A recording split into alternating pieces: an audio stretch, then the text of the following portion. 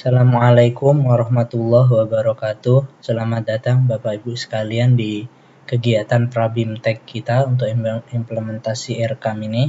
Pada kesempatan yang pertama ini, saya akan menjelaskan terlebih dahulu konsep dasar dari yang akan kita lakukan ini, yaitu RKAM. Apa ini RKAM? Nah, jadi Bapak Ibu sekalian tentu sudah tahu ya, kalau untuk ketika Bapak Ibu mau mengajukan dana BOS, ya, BOS APBN, tentu Ibu harus menyiapkan yang namanya proposal. Di dalam proposal itu, Ibu-Ibu membuat sesuatu yang wajib yang bernama rencana kerja dan anggaran madrasah. Nah, kalau selama ini Bapak Ibu sekalian menggunakan printout cetakan, kemudian di print, kemudian diberikan kepada Kankemenak, kabupaten kota, kemudian membuatnya berdasarkan printout seperti ini, maka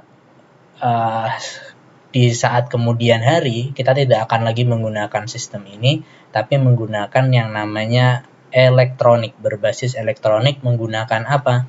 Seperti kalau kita masukin anak-anak, kita pakai EMIS, kemudian untuk guru kita pakai Simpatika. Nah, maka untuk dana BOS ini kita akan menggunakan aplikasi atau situs di RKAM ini. Jadi basicnya adalah menggunakan situs aplikasi, ya. Nah, kemudian dengan di situs aplikasi ini kita nantinya sama, pada dasarnya kita juga sama bisa membuat yang selama ini sudah kita buat dalam bentuk proposal ini. Hanya bedanya adalah kenapa harus kita menggunakan RKAM ini. Jadi keutamaannya adalah kalau misalkan Bapak Ibu sekalian buat proposal, ini yang baru tahu itu adalah Kankemenak, ya. Kankemenak dia mendapatkan proposal ini, kemudian dia akan mendapatkan proposal ini madrasah, kemudian madrasah mengirimkan ke Kankemenak, Kankemenak kemudian meneruskan kepada Kanwil, Kanwil meneruskan kepada pusat. Nah, ini adalah rutenya, alurnya. Nah, sekarang pusat itu dengan Bapak Ibu memasukkan ke dalam aplikasi RKAM ini, pusat ini walaupun dia berada di Jakarta, terpisah jarak jauhnya dengan kita, tapi dia akan langsung tahu berapa anggaran yang kita ajukan, apa saja komponen yang kita ajukan, apa saja kegiatan yang akan kita lakukan. Jadi walaupun rutenya tetap sama sebenarnya, tetapi dari sistem informasi, dari sisi informasinya, alurnya bisa menjadi lebih cepat untuk diketahui oleh tim pusat, dan dia bentuknya lebih reliable, lebih gampang untuk dicari oleh tim pusat. Itu gunanya setiap madrasah itu menggunakannya untuk apa saja.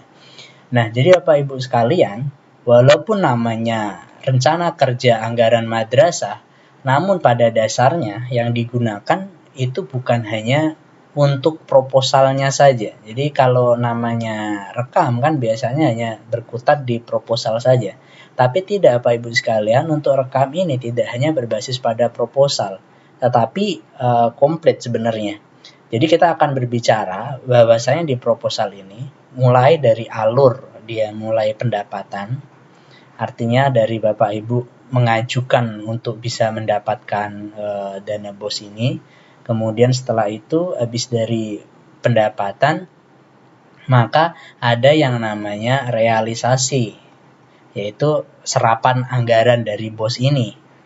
Nah, jadi tidak hanya pada pendapatan tapi juga sampai ke realisasi. Realisasi tentu saja Bapak Ibu sekalian sudah memahami, ada yang namanya misalkan nanti akan ada buku kas umum, pelaporan pajak, kemudian ya tentu saja realisasi itu sendiri, ya, realisasi kegiatan. Nah, nanti ini semuanya juga tercakup di dalam aplikasi RKAM ini.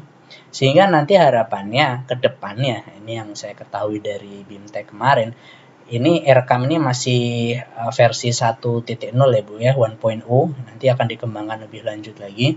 Nah, untuk yang kedepannya nantinya semuanya yang diwajibkan oleh di Juknis nanti akan tercakup juga di RKAM. Tapi untuk saat ini ya, ini baru kita berbicara persoalan nota dan alurnya yang akan bagus sekali.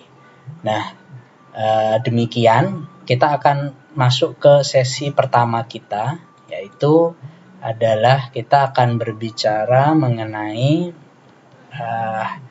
untuk memulai ini tentu saja kita akan ngomong bagaimana sih cara daftarnya atau masuknya ke dalam aplikasi Erekam ini.